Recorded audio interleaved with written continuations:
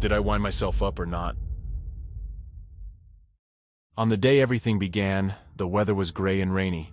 The sky had been strewn with clouds for the third day in a row, and the rain periodically changed its intensity. I had not been outside for a while, busy preparing for exams. But by evening I realized I was exhausted from the endless flow of information and needed a walk. It was very damp outside. The clouds hung low, as if they lay directly above the ground. This autumn mood contradicted the fresh feeling of early summer.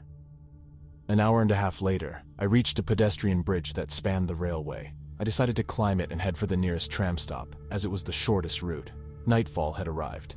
By this time, the weather had improved its mood, and between the leaden clouds one could glimpse the night sky twinkling with stars. As I walked across the bridge, my attention was drawn to the panorama. I stopped and leaned on the railing. On the horizon, an illuminated Ferris wheel stood out, and on the opposite side of the city, the top floors of high-rise buildings sparkled with the light of signal lanterns. It was quiet, except for the barely audible noise of a passing train somewhere in the distance. The railway tracks were covered in a light haze. Suddenly, I noticed movement on the periphery of my vision. Turning my head slightly to the right, I recoiled in surprise. Near the stairs which led to a path to the tram stop, in the yellowish light of a street lamp, stood a small figure, slightly hunched over. I didn't notice how it had appeared on the bridge, and it seemed to have just sprung from nowhere. The distance between us was about 30 meters. Its silhouette slightly tilted forward, as if at any moment it would burst from its spot and charge at me. I froze. This creature, unknown who or what it was, instilled fear in me. The unpredictability of its actions provoked alarming thoughts. I wanted to check if someone was sneaking up behind me, but the fear of losing it from my sight even for a moment stopped me. Suddenly, the figure made a sharp step down the stairs. Every movement was strange and unnatural, instilling terror within me. However, despite this, I quickly turned around to reassure myself that I was alone. The bridge, lit by yellow lights, was empty. I decided to get out of there as fast as I could and ran back. When I regained my composure, I realized that it was probably just a prank, and soon a video of me running in fear would be gathering views. The late bus came by, and I set off towards home. After soberly pondering the situation, I concluded that it was just a silly prank, and I shouldn't have been so scared. Deciding that everything was fine, I went to bed. The next day of studying lay ahead. The exams had successfully come to an end, and to celebrate, our group decided to spend the night by the reservoir, having a barbecue and a few drinks. When night fell, we all gathered around the bonfire and started to share stories. For the first time in several days, the weather was summery, without a hint of rain. The sky was clear, and far from the city you could see many stars.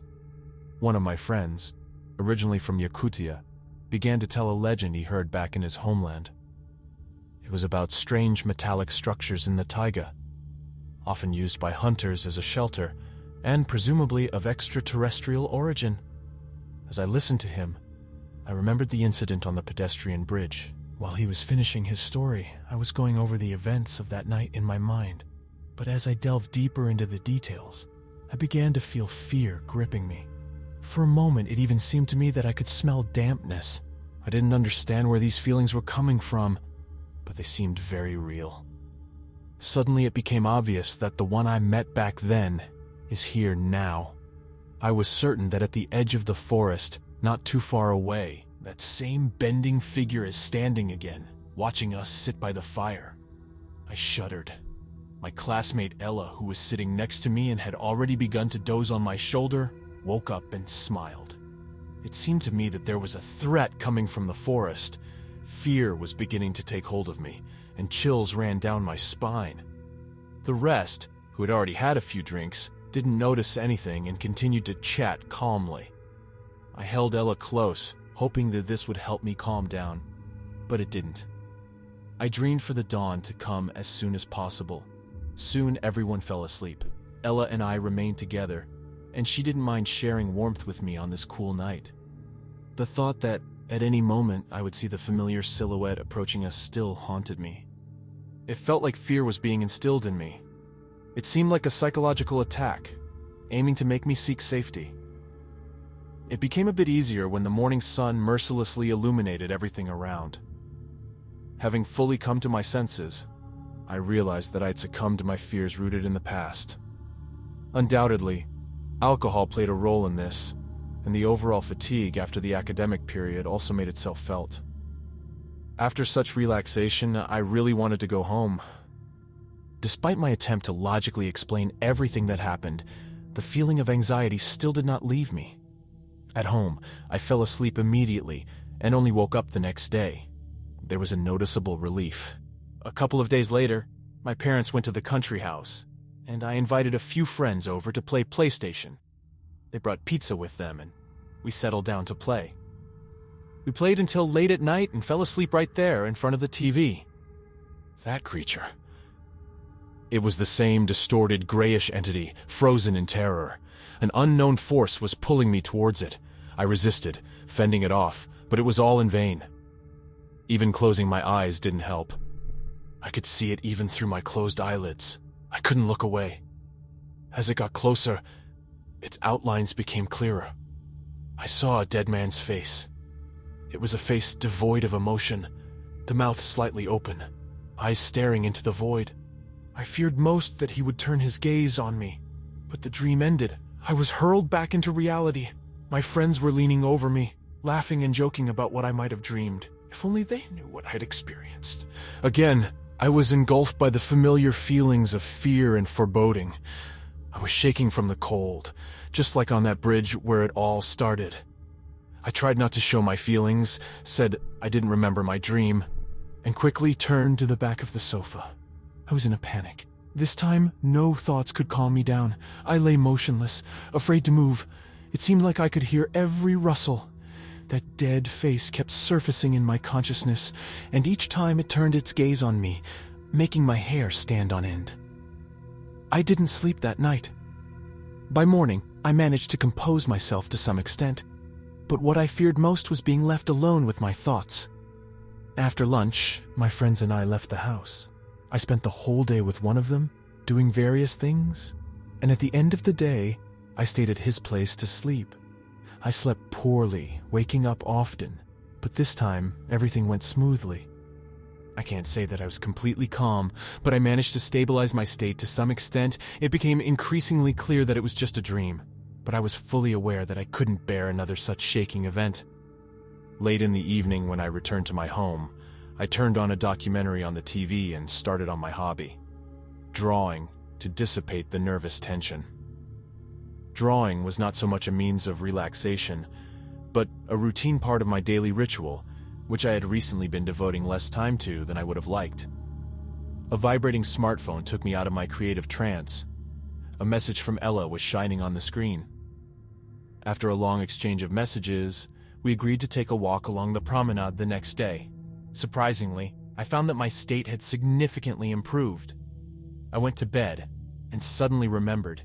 Did I close the fridge door after absent-mindedly taking food out of it during our exchange? This triviality wouldn't let me rest, and I decided to check everything with my own eyes. Just as I walked over to the refrigerator and looked out the window, my head went fuzzy, and a sudden jitters rose up through my body. In front of the building, illuminated by the parking lights, there he stood, the same shapely ghost that had been bugging me for 3 weeks. As soon as I turned my attention to him, he lunged forward, approaching my house at a rapid pace. I had not the slightest doubt that in a moment he would be in the house. I ran out into the hallway in a flash and made sure the door was closed. Armed with a baseball bat, I collapsed on the bed, my back against the wall. I spent the next hour in tense anticipation, clutching the bat tightly in my hands, but no one ever came. I couldn't sleep. I was scared. Exhausted, I still fell asleep of my own volition. When I woke up, all was quiet. Sunlight was streaming into the room, and I almost relaxed. But then I froze when my gaze fell on the door. There on the wood, as if scorched by fire, were handprints. Someone's fingerprints had left indentations in the hard wood of my door. It was hard to believe, but the prints were clearly visible. With fear, I turned around to the window. There on the building across the street, which had seemed ordinary yesterday, was now something incomprehensible. The upper floors were blackened as if by fire, and a dim light was burning in one of the windows. I couldn't tear my gaze away. A figure appeared in the window. It was him. I rushed to the phone and called the police. But when they arrived, the building across the street was perfectly normal, with no signs of fire and no mysterious figure in the window. They checked my door, but there were no marks on it. I remained confused. Was this a dream or reality? But I was sure of one thing: I would have to solve this problem. So here I am, in front of you, Mrs. Jane, and I need your psychiatric help. Thank you for listening to all the stories to the end. Subscribe to the channel. Give your likes and comments. Thank you all. See you all later in the story.